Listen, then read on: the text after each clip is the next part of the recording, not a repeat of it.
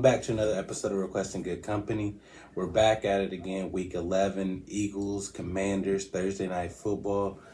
Eagles victory 26-18. Today we have special guest Josh, my brother-in-law, who is a Cincinnati fan. But we're here to discuss the Eagles. Fly, Eagles, fly. Today's game, first off, I thought offensively we did not look great. Yeah, a lot of the points came at the end, but for the vast majority of the game, it was way too close and just lots of drops, ugly mistakes.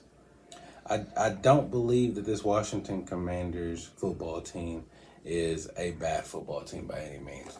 I just don't think that they were in the same caliber as the Eagles. And for this game to be as close as it is, it does put a little worry into my thought process and in my system. But what do you think the Eagles' biggest flaw offensively was today?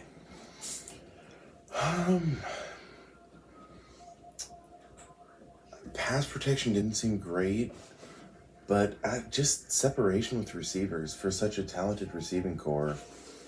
Obviously I'm not watching all 22 or anything, but it didn't seem like there was great separation of just, getting guys open for receivers with such ability as A.J. Brown, Devontae Smith. It's funny you'd say our offensive line protection, or it just didn't seem like it was clicking, which is interesting because Jordan Mailata came back. He's been on IR. Mm-hmm. He's been hurt. Mekhi Becton, he did not play good today. Landon Dickerson went out for like 2 plays early in the game. And for us to have one of the greatest offensive lines consistently for years, it did not look good tonight. And yeah. AJ put up however many yards. Let's see. He put up 59 or something. Yeah, something just like simple, which he's not going to have a good game every game. He put up 65 yards on 5 receptions. Yeah. It looks like it kind of does look like we were spreading the ball out. Devontae Smith had 4 receptions, 29 yards. Saquon had 2 receptions for 52 yards, and Goddard had 5 for 61. Yeah. So, it was spread out, but that was all towards the end of the game. Yeah.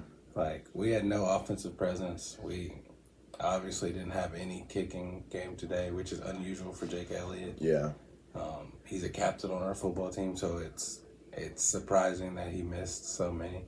What would you do if that was, say, your Cincinnati Bengals and your kicker missed the first two chances for points in a rivalry game for the division? It's hard to say because, I'm obviously not dialed into how good the Eagles kicker is or not. But, for us, like, McMillan is a really good kicker. If he had that game, you go, that's a bad game. Yeah. And that might be the case for, I don't know, what was his name? Jake Elliott. That's definitely, Elliott. I think that's what the case is, yeah, to be honest. If that's the case, then everybody can have a bad game. If Jalen Hurts goes 10 for 25 some game, you're not thinking about cutting him or anything like that. But in Philadelphia's, history, yeah. We cut Doug Peterson a year after he won the Super Bowl. Yeah. Yeah, well, and kickers do seem to have a much shorter leash than a lot of other positions. Because I feel like it is kind of like you literally have one job. Yeah. Kick a field goal. If you can't do it, yeah, we need to find somebody who can. But I'm not saying that for Jake Elliott. Jake Elliott has got us out of many games. Yeah. He's kicked a 60-yarder against the Giants to win a game. Like, he's good. Defensively, I think the Eagles played amazing. Yeah. We held them for 10 points for 4 quarters of football, technically, and then they score a last 30-second touchdown, 2-point conversion, which I'm happy to see because it was Zach Ertz. So that doesn't hurt me as bad. But still, our defense is amazing. And they look really good. The Commanders have a good offense. Well coached, good players. Yeah, I'm pretty sure Scary Terry wasn't scary. I think he had Yeah, he had one catch for 10 yards, Wow. which is insane because he's on a 1,000-yard season looking Yeah. like. I think all their receptions came from running backs and Zach Ertz. Yeah, Austin Eckler had 8 receptions for 89, and Zach Ertz has 6 for 47. But But what were the rushing stats like? Because it felt like they just couldn't run the ball at all effectively. They had Washington had 16 carries. Brian Robinson had 16 carries for 63 yards. Yeah. Austin Eckler had 2 carries for 7 yards. Yeah, they were. Yeah, they were getting stuffed. Our defense is good, man. Yeah. That front four, Jalen Carter was making plays outrageous. Our secondary stepped up. I mean, at halftime they were saying like, Scary Terry hasn't caught a pass. Yeah. Like, it was good defensively. I hope we can keep it up like this. But that's what I got. Yeah. I mean, I think especially with this, not that they weren't already in this discussion, but the Eagles definitely showed themselves to be one of the elite teams of the NFC. We were joking today about, I was giving a hard time about the Lions being the best team in the NFC, which I still believe. I think they've earned that spot, but I think you can make a great argument that the Eagles are the number 2 team, especially after beating, a 7-2, 7-3 Commanders team. That's a really good team. And, at times it wasn't dominant. The final score was pretty big, especially disregarding the super last minute touchdown for the Commanders, but it wasn't just an absolute domination game. But at the end of the day, as we were also talking today about the Chiefs, and I was saying, they win, and that's the point of the game. And the Eagles won, and style points are nice, but the point is to win, and you won. Being an Eagles fan, I mean, you probably understand this as a Cincinnati fan. It's never just an easy win. Yeah, it's never like you just go out there and smack. Besides the Cowboys last week, but it's unusual. It's always like a heartbreak, or we have to like stress the whole game. It's never just a simple run through and destroy a team. Yeah, and it's tough on a fan base, but it is what it is. Yeah.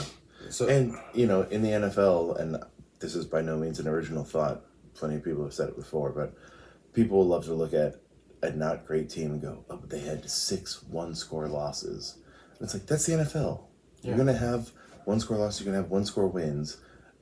It's close. Like, there's a reason. If you look through the point spreads every week, you got a couple that are more than a touchdown, but almost every game is 3.5 points, or 1.5 points, or 2.5 points. Because the teams are good. And so at the end of the day, you can have an outlier season and, looking at turnovers, whatever, you'll get a Viking season like 2 years ago where the record just shows something that the overall stats don't. But in general, if you win games, you're good. Yeah. Because it's a hard league, and you're not just going to go out and beat even bad teams. You're not going to go out and beat them by 20 points every week. And certainly good teams. The Commanders are definitely a good team. You're not going to go out and beat the Commanders by 20 points. So you go in on the road and you get a win. That's, what more can you ask for? There's not much. I mean, the Eagles going forward, we have a tough schedule. Obviously, we play the Ravens. We play these Commanders again. Mm-hmm. We play, who do we play again? The Giants. That's okay. Yeah, Cowboys. Giants, Cowboys. Okay. Ravens. No, there was somebody else good. Steelers. We play yeah. Steelers. Yeah. So, I mean, I still look forward to seeing how we end this season. There is a possibility we're still the number 1 seed in the NFC, and we'll see how it plays out. Switching gears a little bit, you're a Bengals fan. I want to talk to you about your season and how it's going. Joe Burrow's having one of his greatest statistical seasons of a quarterback. It's amazing. Jamar Chase is putting up, I think he put up 55 fantasy points last week or something crazy like that. So, where do you see your season going forward, or your franchise going forward? It's really weird, especially such a destitute franchise. You make a Super Bowl, and you just, as every team does, you feel like, well, we've got the young quarterback, we've got the young receiver. The world is our oyster. We lost this one, but we'll get back. when you look at historical trends of Super Bowl losers, it's not good. You know, the Panthers are 15-1 with an MVP, and Cam Newton is his fourth year, and to never sniff the Super Bowl again. The Falcons with Matt Ryan looked great, never made it back. So when you look at the history, a lot of it says that was your chance, and that's it. Getting back to the championship game the next year and losing at the last second does put a little more confidence in you. And then last year was so weird with Burrow being out. But, you know, this year, none of those teams, even the Super Bowl team, didn't have a great defense, but it was a defense that got it done when it mattered. And this year's defense is just a dumpster fire. That being said, we also have mostly lost a good team. Other than the Patriots week 1, we've lost to the Ravens twice by, in regulation, a combined 1 point, I think. Yeah, because it was a 2-point conversion. We went to overtime with them. We lost the Chiefs by a couple points at the end of the game. A lot of the losses seem to show it's not a bad team. And I'm not some homer who's going to tell you the Bengals are the 4th best team in the AFC or something like that. But also just looking at the records of the teams, when you start counting out playoff teams, the West is going to have the Chiefs obviously winning the division, probably the Chargers. The South is going to have the Texans winning the division. Everyone else in that division isn't good. The AFC East has the Bills, will win it. Nobody else there is good. Miami, sometimes. They might, but they're certainly not. You can't say Miami is definitely better than the Bengals or in a better spot than the Bengals. Oh, yeah. So, you know. Bengals are in a rough spot. Ravens. But then Steelers, Ravens, that's 6. So you've got the Chargers that you're competing against. But, it's not a terrible road to the playoffs for as badly as we started out the season. Yeah. So you have the Chargers this week. Yeah. You play them Sunday Night Football. Do you foresee a win? Because I don't truly believe the Chargers have, the pieces to be a great football team. They have the pieces to be a decent football team. It's weird because, their defense has been really good, but our offense has been really good, and their offense has not been great. And so it's kind of a, they don't have any strengths. They have a bunch of rookies out there trying to make plays, which I'm not mad at. Rookies make plays. Quinyon Mitchell, shout out. Yeah. But we could lose the Chargers and what is it, Steelers? You got Chargers, win or loss. Well, I was gonna look a little bigger and just say we could lose the Chargers and Steelers and be 4-8, and then you're pretty much drawn dead, that wouldn't shock me. But it also wouldn't shock me if we beat both of them, and then it's Titans, Cowboys. You got Cowboys, Titans, Browns, Broncos. That's 4. It should be 4 dubs. Yeah. Oh, Broncos are in that playoff picture as well. And then you have the Steelers to find out. You could potentially beat the Chargers, beat the Steelers. Even if we split with them, that's 5-7.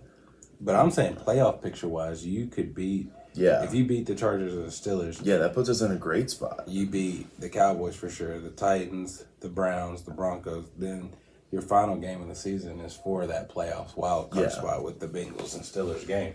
That would be amazing, and it would be fun. That would be fun to watch. Yeah, and I am not an advocate for picturing huge winning streaks for teams that have been mediocre or worse. We're on a 7-week win streak right now. People did that with the Jets. Oh, when they were Rodgers and Devontae Adams were talking them up. Well, if they win 8 in a row, they're not going to win 8 in a row because they're a bad team. Yeah. And so I don't want to do that with the Bengals and say, well, if we rattle off 5 wins in a row, because we're not a great team. But I really don't think we're a bad team. Yeah. And I'm pretty fair. And when we've had bad years, I've been happy to say we're bad. Thank you, Josh, for being on Requesting Good Company. Thank you for having me. Because we're always requesting good company.